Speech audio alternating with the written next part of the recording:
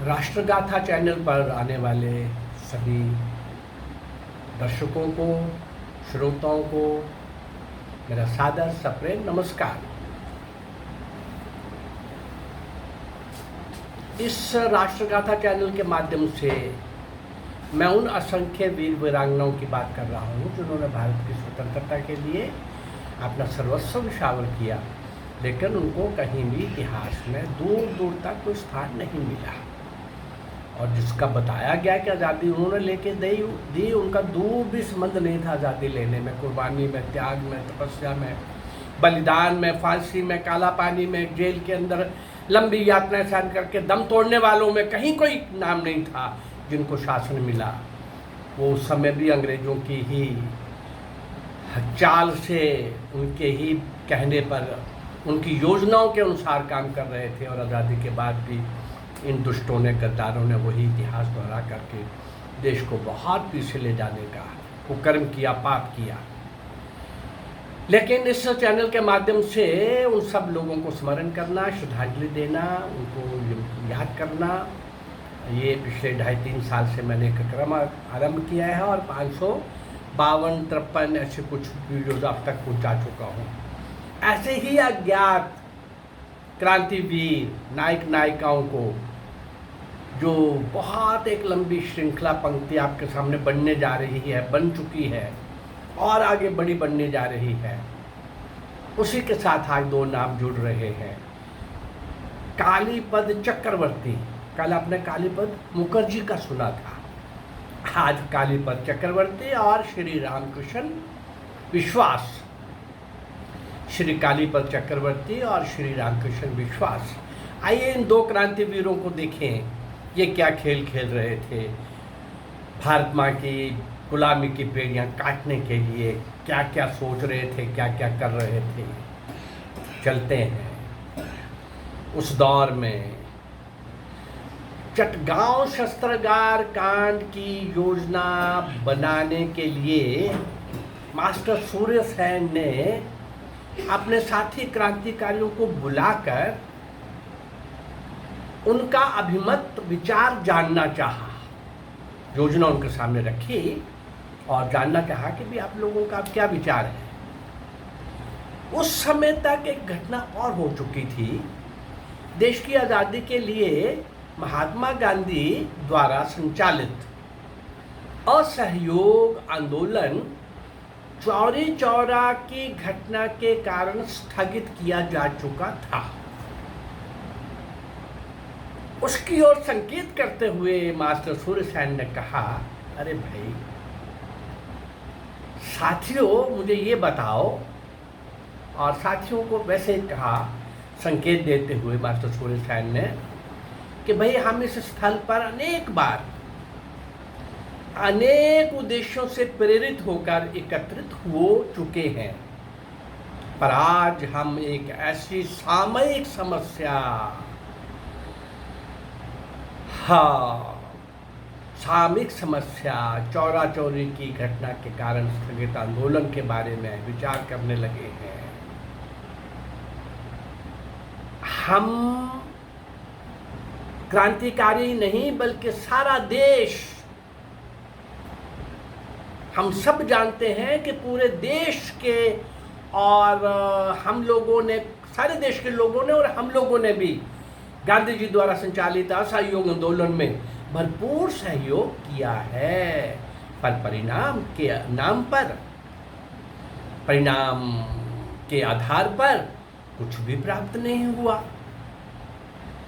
मैं पूछता हूँ, अब ये मास्टर सूर्य सेन बात कर रहे हैं अपने साथियों के साथ, मैं पूछता हूँ कि चौरी चौरा की एक हिंसक घटना को लेकर गांधी जी द्वारा इतना संगठित व्यापक आंदोलन स्थगित कर देना कहाँ तक उचित है। अपने नेता सूर्य सेन के विचार को आगे बढ़ाते हुए बहुत तेजवंत, एनर्जेटिक, जोशीले नौजवान रामकृष्ण विश्वास ने उनसे कहा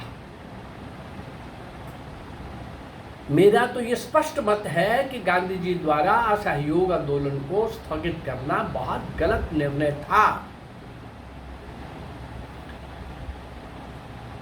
क्या हम 1919 के जलियांवाला हत्याकांड की घटना को खून के घूंट पीकर बस जैसे वहां खामोश हो गए थे, अब भी हम खामोश हो जाएंगे? हम कुछ नहीं कर पाते, हम कुछ जवाब नहीं दे पाते। रामकृष्ण विश्वास की गर्मजोशी ने सभी साथियों को प्रभावित किया और निश्चय किया गया कि अब हम हाथ पर हाथ धरकर, हाथ पर हाथ रखकर बैठने के स्थान पर कोई बड़ा क्रांतिकारी कदम उठाएंगे। चटगांव शस्त्रागार कांड की योजना बना ली गई। चटगांव शस्त्रागार को लूट की योजना बना ली गई। इस योजना को पूर्ण करने की दिशा में चटगांव में बम बनाने का एक बड़ा कारखाना भी अंडरग्राउंड चुपके से गुप्त रूप से खोल दिया गया, जिसके संचालन का भार भी रामकृष्ण विश्वास को ही दिया गया। रामकृष्ण विश्वास को दिया गया।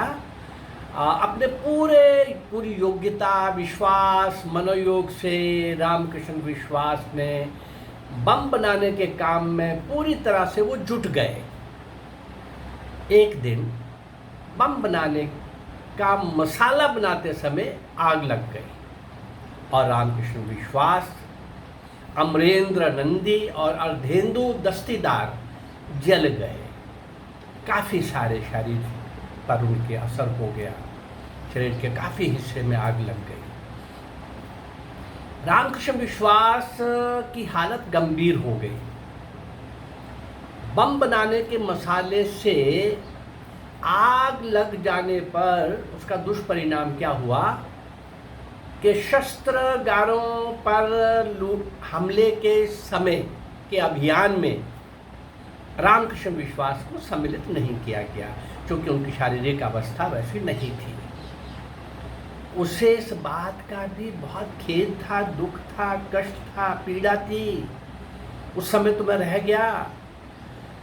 अपनी योजना अनुसार क्रांतिकारियों ने चटगांव स्थित पुलिस और फौज के शस्त्रागार लूट लिए। कुछ दिन बाद पुलिस और फौज के साथ कुछ आमने सामने के युद्ध में बहुत सारे क्रांतिकारी मारे भी गए।